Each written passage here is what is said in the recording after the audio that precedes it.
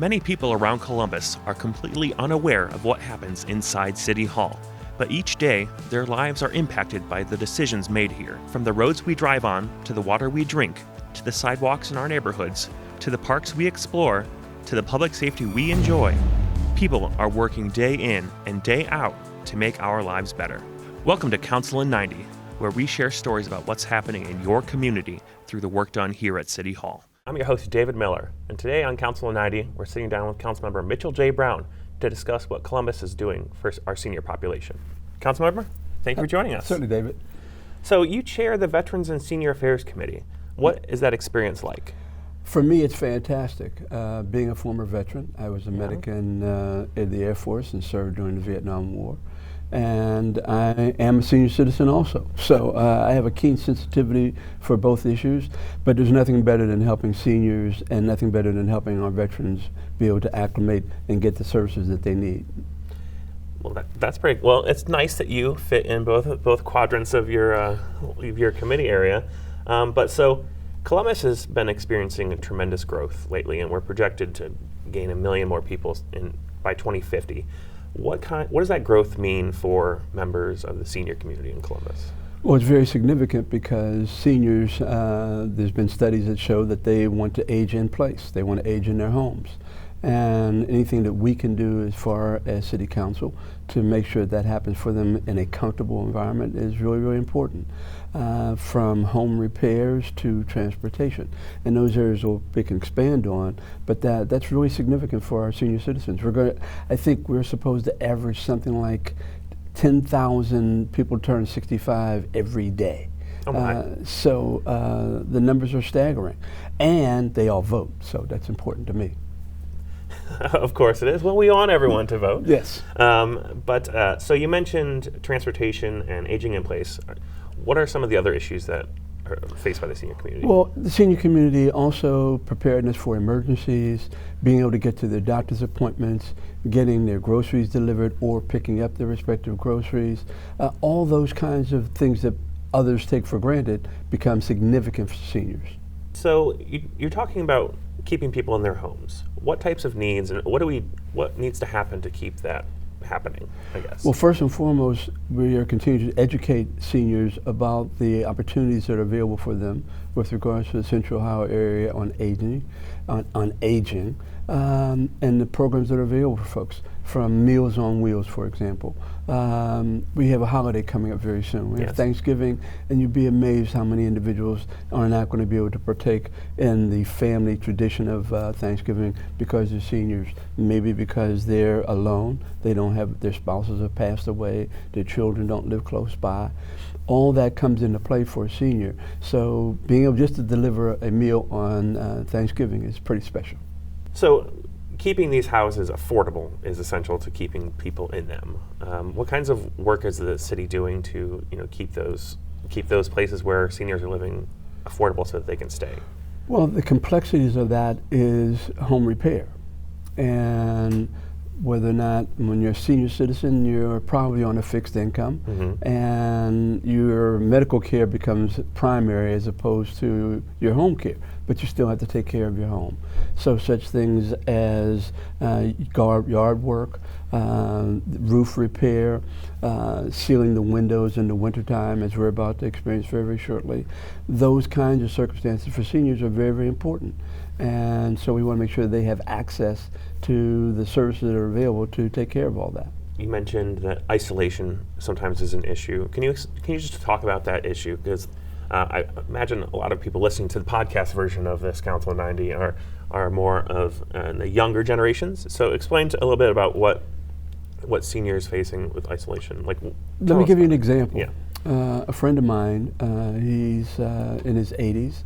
He'd been married to his wife for 65 years, and she passed away. I call him periodically just to see how he's doing. And the one thing that is significant for him is loneliness. So helped him get involved in some programs so he gets out of the house. His pet dog, small dog, is his primary form of companionship. That's what happens. But you have to have relationships with your next door neighbors, a relationship with your neighbors in general, and you have to have opportunities where you can get out of the home and go and experience all the wonderful things that a place like Columbus has to offer, especially for seniors. So what is the city working on to get people moving around the city, to get seniors moving around? What kind of transportation solutions? Well, the solutions are somewhat complicated, but I have to say that COTA, Central Ohio Transportation Agency, has been very, very active in trying to provide ways for citizens, for seniors to get access to transportation, to be able to get from one place to another, especially during the daytime. Seniors certainly like to have their own independence. They're no different from anybody else, but they recognize the limitations of their ability to drive, especially at night. But during the daytime, they're as active, as engaged as anybody else. And getting from point A to point B is very, very important. So transportation and what COTA has done with their passes has been very, very special. Change gears a little bit, just a smidge. You have a lengthy background and career in public safety. Yes. How does that career help influence what you think seniors need in the community? And you mentioned emergency responses earlier, so can you talk a little bit about that? For example, seniors who have some particular type of disability, to have a safe box, which is called a knock box, outside of their homes, so that firefighters and or police officers have access to get inside without having to tear down the door or break a window. Those kinds of circumstances become really, really special for seniors. The whole aspect of being able to have more mobility and being able to be flexible in their respective homes. Seniors have a tendency to fall. The number one cause of death in seniors over the age 65 is falls. We just recently had former President Jimmy Carter. He's fallen 3 times. And each time it gets progressively worse. So you have to put things in place to help make sure they can sustain their balance. And that's where getting out and walking is really, really important. People know that I'm a fan of yoga, which has a lot of activities associated with balance. We have the senior sneakers programs that are available for seniors to participate in. As the button that I'm wearing says, aging is so cool, everybody's doing it. I've heard you say that multiple times, and it's funny every time. Yeah, it's special because people don't realize when you're young and vibrant and active, you don't think about aging until you go visit a family member and you see that they are down on their supplies for cooking, or they're down on their medicines, and you want to take them to go get their medicines. Seniors are very, very proud people. They don't like asking folks for help, except when they absolutely have to. And so you have to be engaged. Like I said, I call my friend on an average of at least 2 times a week, even though he lives out of state, just to make sure he's doing okay. More people have to do that. And when you see seniors out trying to do some things, be kind and nice and help them. Yeah, absolutely. A little sidebar, what are your favorite yoga positions? My favorite yoga positions are planks because they strengthen your shoulders and your core. A little core action. And I could probably do some more of those. That and anything involving balance. I like to tell people that when you brush your teeth, stand on one foot for the period of time when you're brushing your teeth, and then switch and stay on the other foot for a short period of time. Again, it helps sustain the body to get the brain and the body all in alignment for balance. I find it absolutely wonderful all the time. So I do my yoga on an average of at least once, sometimes twice, and when I'm really lucky, 3 times a week. 3 times a week? Yeah. That's incredible. Yes. I need to start taking yoga. All right. So I want to talk a little bit about your career in public service and your career in public safety specifically. How does your role on Columbus City Council compare to the numerous past jobs that you've had? And can you give me a little rundown of your resume a bit?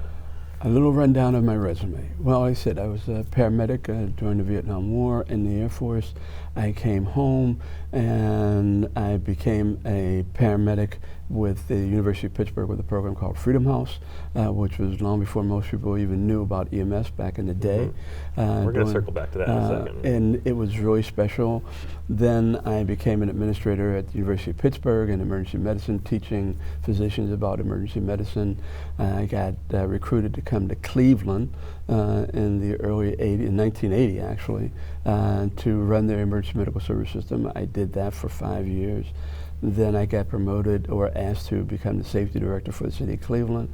I did that for 5 years. Then I was the hospital administrator of the emergency department at St. Vincent Charity Hospital. Then I got recruited to come to Columbus with Governor Voinovich to run the Bureau of Motor Vehicles, which was a lot of fun. I had a great time running the BMV. And then he asked me to become his safety director, so I was safety director for the state of Ohio. And then after I was safety director, I got a chance to do with Governor Taft the best job anybody could ever have, and that was lottery director. Oh, wow. Nothing like giving away other people's money. No, I would imagine not. It was a lot of fun. I had a great time doing that. And then when Mayor Coleman got elected mayor, he asked me would I come and become a safety director, and I did that for 15 years. And then I basically kind of retired. Then I got asked to come back, and I ran for city council, and that's why I'm sitting here with you today. Wow. Every time I hear someone talk about, I've never had you tell me about your resume. Every time I hear someone be like, gosh, Councilmember Brown is super impressive. And I'm like, oh yeah, that's really incredible resume. So it's great to hear you talk about it. How does the council job compare to your other things that you've done? Well, there's different elements. One should always enjoy whatever it is you're doing. Yeah. For me, there's nothing better than when I was involved in EMS and being a paramedic. There's nothing like helping other folks. And I enjoy that immensely. So you simply transfer that into all the other things to which you do. Being on city council is an honor. The citizens of Columbus elected me to represent them, and I can think of nothing more special than being able to be responsive to them for their respective needs.